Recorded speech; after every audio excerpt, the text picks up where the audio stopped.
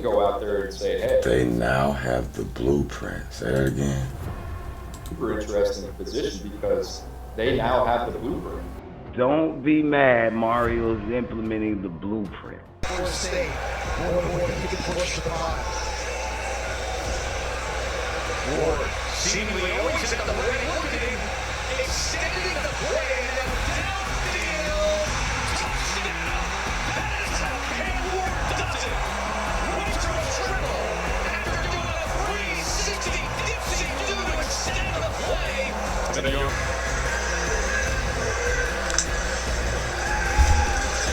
Third three. Ward does it again. Circles around. Does he have an option? He wants all of it downfield. You gotta know if you're a GM or a head coach at the next level, he's gonna pick up your offense quickly. He's gonna take charge. After the 17 yards to Martinez, here's first down. With straight incomplete. Ward on second down. Incomplete again. What was your biggest surprise with these DFB rankings? I think the fact that the schools that probably haven't accomplished anything this year, Molly, have been rewarded so handsomely. I know I'll upset all the folks in Bloomington, but I'm still not sure what Indiana has done. They've beaten some very mediocre non-conference teams. They've blown out a couple of other ones, and also Penn State, which has done absolutely nothing this year. Their best wins are over Illinois and a 5-loss Lincoln Riley Southern Cal team. We'll say that for another day. But I also want to caution everyone, just like you hear up and down the dial and other things. It's very early. A lot of these schools are going to take care of themselves.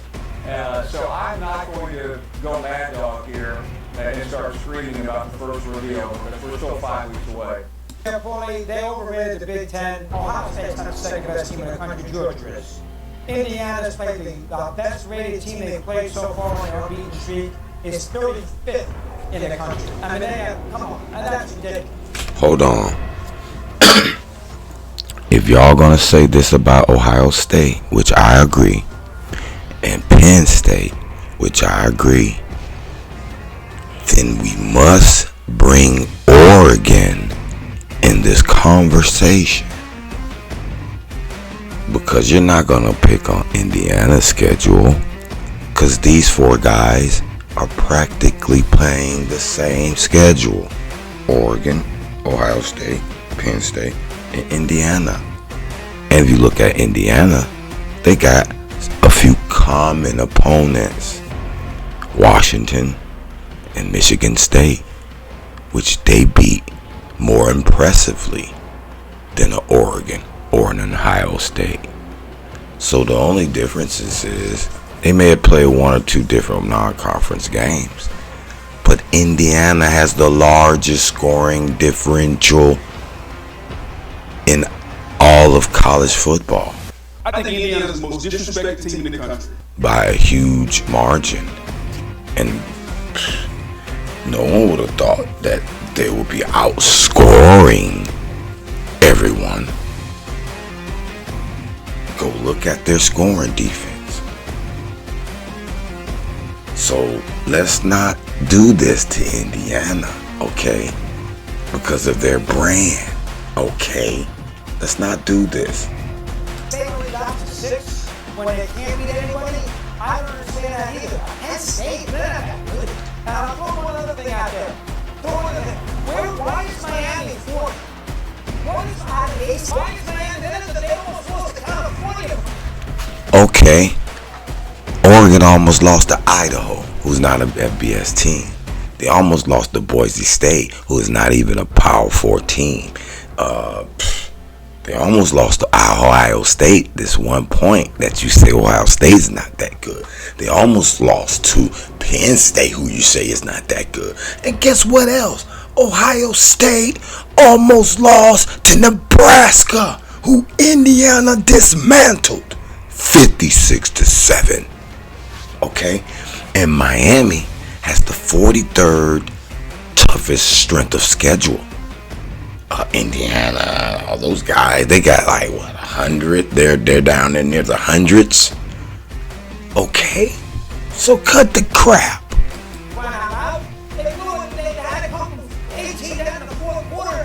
Plus, they killed by 11 to Duke on Sunday afternoon. And don't give me what you got to put them forward because they represent the ACC and the top four get the buys. Well, if that's the case, why is BYU up there? Because BYU represents the Big 12 and they're undefeated. And they wanted SMU, which is a far better win than Miami has. So those two things, Penn State overrated, and why in the world is Miami so high, ranked number 4? Well, I don't have a problem with Miami being ranked in the top 5 because they're undefeated. And I'm going to give respect where respect is due. They've got one of the most prolific offenses in the nation. So when you're putting up points, okay, and you got a Heisman candidate, which they have in their quarterback, I'm going to pay attention to that and say Miami is justified being the top 5 team. Awesome. Studio One, talk to me, man. What's on your mind? What's up, baby? What's going on with you, man? Man, you hit it right on the number. Right on the number. I ain't thinking about it like that as far as getting Ohio State, all those opportunities. See, if I had the rankings, Indiana would be the number 1 team in the country. Ooh. Followed by Miami. Ooh. Okay. First, Indiana is playing the same schedule practically Oregon, Ohio State, Penn State's playing. All right. They beat their opponents 419 to 123, the largest differential in years in any college team. Listen, this is what is baffling me. Oregon should have lost to Idaho 24-14. Some say they got G and they got helped along. Okay. And then you go in the next week and give a 3-point win to Boise State. Okay, we think Boise State, but they're G Group 5 team, bro. They're not a Power 4, so I don't want to hear that. And then you have a 1-point victory against a quarterback who cracks on you. So then I'm starting to wonder, okay, maybe Ohio State, Oregon ain't a good team, maybe. But then I can't ignore with Indiana going in, beating Nebraska, who's 5-1, 56-7, and Ohio State need a comeback behind victory and barely escape 21-17. Talk your trash. Tokyo is Studio One. Tokyo I is. said, wait a minute. And I often say, Indiana has to beat Ohio State or they might not be in. But you're going to give Ohio State 3 opportunities. Come on. That makes sense. What do you think about that? Studio. I know. All right, hold on, Studio. You said something big right here. I wasn't thinking of it this way either. This is why I love having this conversation. Because if you look at Oregon's record, right? If you look at Oregon's record, not record, but schedule. Idaho Vandals, Boise, Oregon State, they're not even in the conference. UCLA, Michigan State, Ohio State, Purdue, Illinois, Michigan, Maryland, Wisconsin, Washington. Who are they playing? Out of Ohio State. Hold on, out of Ohio State. Who have they played? Out of Ohio State, nobody is significant. Maybe Lake Illinois. But then let's flip it. Let's go real quick. You can finish. In those 2 games, Washington and Michigan State Oregon played. Indiana beat them better. Common opponent. Thank you. Now let's go look at Ohio State. Akron, Western Michigan, Marshall, Michigan State, Iowa, Oregon, in a dogfight, like you said, to Nebraska, a dogfight in a Penn State. Ohio State might have a little edge, harder schedule because you have Oregon and Penn State who are highly ranked, right? Purdue, Northwestern, and this is going to be the game, the Indiana game, and then Michigan, who is completely down. So based on strength of schedule, Ohio State technically has a harder record, harder schedule than Oregon. Now let's look at Indiana. Let's look at Indiana. Yo, you getting me fired up here, Studio. Indiana, FIU, because Indiana ain't playing nobody. Okay. FIU, Illinois, UCLA, Charlotte, Maryland, Northwestern, Pete breaks off Nebraska, Washington, Michigan State, Michigan, Ohio State, They just haven't gotten to Ohio State yet. So Oregon and Indiana, to your point, I may be looking at this right, they just haven't gotten to Ohio State yet, but the point differential is crazy. Like they blowing 77-3, dog. I know it's Western Illinois, but my goodness. 47-10 against Michigan State, 31-17 against Washington, 56-7, and like you said, they in a dog fight with these people at Nebraska with a freshman quarterback. Studio, I'm gonna slap you in all love, cause I love it. I need that slap me there. Give me your love. Hold on. Slap you again. So to your point, they're all pretty much playing the same, and that's really what the Big Ten is. It really, actually, Indiana this year comes to show I'm part of the upper echelon of the Big Ten, because it's always Ohio State, Michigan, Penn State. They've actually replaced Michigan this year to be within the top 3 of the conference, if that makes sense what I'm saying. Which means everyone can take your plan. Yes, it does. Yeah. Now, let me give you the reason why I put mine in number 2. All right, talk to me. Joel Klatt, he did a little piece about this, and he's a Miami hater because we slammed him on his head a few times when he played Colorado. But anyway, he was like, last year Michigan, they did this for Michigan, the brand, you know what I mean? They had 100 and something strength of schedule. Okay, Indiana got a little better strength of schedule, 103 to 111, and they showed the year before and all that, right? Okay. But then they saw our strength of schedule this year, it's 43rd. I said, you mean to tell me we got twice as hard a schedule this year than the fake Michigan last year, Indiana do this year, Oregon do this year. We got a stronger strength of schedule than all those teams right now. I was shocked, but the same ranking to you, we got a stronger strength of schedule. Do your research. Do your research, Studio. Do your research, Studio. I love it. Please tell me. And then, SMU, they moved to 8-0 BYU, who ran through a common opponent over there. So they just, I think they GM BYU and Indiana because they ain't ready to crown. They don't want somebody who love this to lose a spot. That's why they got Alabama up there this high, but that's okay. They got an elimination game this week. So one of them is out. And even if Alabama wins, they're not guaranteed to go. But LSU, if they win, they control their own destiny. We're ranked way too low based on their resume, their eye test, all the above. And that's Indiana and BYU. Indiana and BYU were ranked, way too low. I'm looking at this and I see where they're at, and I just think to myself, there is only one conclusion for Indiana and BYU being where they are, and that is brand bias. There's no other conclusion. In the rankings, you're telling us because of a team like Texas or Tennessee or Penn State that the eye test matters. And I'm here to tell you, like, Indiana passes the eye test more so than even some of those teams. What other team right now has the type of performance resume, I'm not talking about schedule resume, but performance resume of Indiana? They've beaten every team that they've played by 14 or more. Their average margin of victory right now is in the high 20s, it's like 29.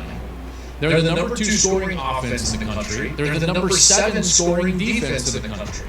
This is a really freaking good football team. And if they had any other logo on the side of their helmet, they would be ranked a lot higher. And I think the same could be said about BYU, because listen, if you want to say like they don't have the actual schedule resume in order to be ranked higher, you might have an argument. You might have an argument. And I get it. You see their strength of schedule is sitting there at, what is it, 103rd, but their point differential right now is first. Their best wins, not great, Nebraska and Washington, but they're still 9-0. So maybe they don't pass the resume test. But here's the problem, is that if we're just going by a resume test, then that means BYU would be higher, which they're not. So the inconsistency of the College Football Playoff Committee is what is so infuriating. It's infuriating. which speaks to a clear brand bias in that room. If either of these teams had a different logo on the side of their helmet, they'd be ranked a lot higher because there's not a lot of difference between these resumes and what Miami has given us, and they're right up there. What's the difference? Miami is Miami. They have national championships, and they have a brand in our sport. If you're going by resume, BYU is sitting there with 2 top 20 wins, so they've beaten SMU, which right now is looking great in the ACC. That was on the road. They've beaten Kansas State. This is a team that a lot of us think highly of, and I think still could play themselves into the Big 12 championship game. Those are 2 top 20 wins. The committee themselves thinks highly of SMU and thinks highly of Kansas State. BYU's strength of schedule is a lot higher than Indiana. Their strength of record is in the top 5 in the country. We've seen them win games in several different ways. We've seen them win with offense. We've seen them win with defense. We've seen them win with special teams. This seems like a team of destiny. Really gritty quarterback in Retzlaff. I like him a lot. It's a veteran defense that's very tough at the defensive line. If you're going by resume, BYU would be higher. If you're going by eye test, Indiana would be a lot higher. Indiana and BYU are getting screwed based on brand bias. It is so evident and clear that it's beyond funny at this point. I'm just going to do something. This is going to cement this. Both of these teams, they started the year far different. They started the year ranked 2 and 1 in the country.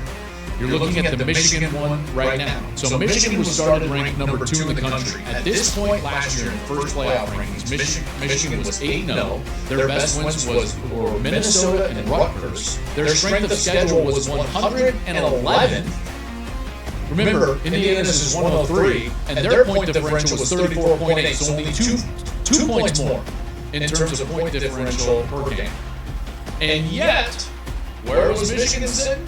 Number 3 in the first college football playoff rankings. Number 3. Now we look at Georgia. So Georgia was sitting here last year, and Georgia was 8-0.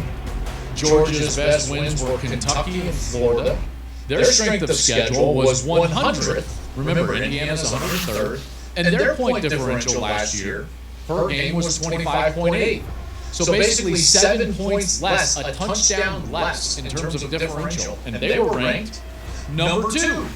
So the committee showed us last year that if you have the preconceived notion that you're a great program, and if you've got that blue blood brand on the side of your helmet, or if you've got those maize wings on your helmet, that they will overlook your poor resume as long as you're undefeated and as long as you're taking care of business and beating teams by wide margins.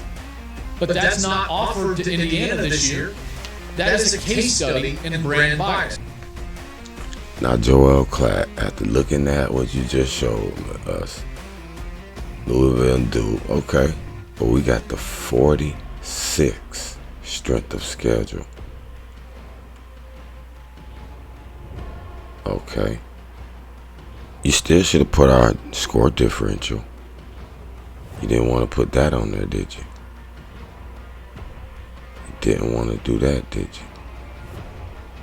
Indiana's sitting there undefeated, and because they're not some name brand, people are still having a tough time getting on board with what Miami or with what Indiana has accomplished. You didn't want to do that, huh? Makes me want to look at our score differential. I think Indiana's the most disrespected team in the country. I think Indiana's the most disrespected team in the country. I think Indiana's the most disrespected team in the country. Undefeated, Big Ten team, where they're ranked. Where does the committee view Indiana based on who they play and based on what they have to come against Ohio State? They now have the blueprint, right? They can go out there and say, hey, look at what we have done. From a roster building standpoint, the only position that really needs to be plug and play is quarterback.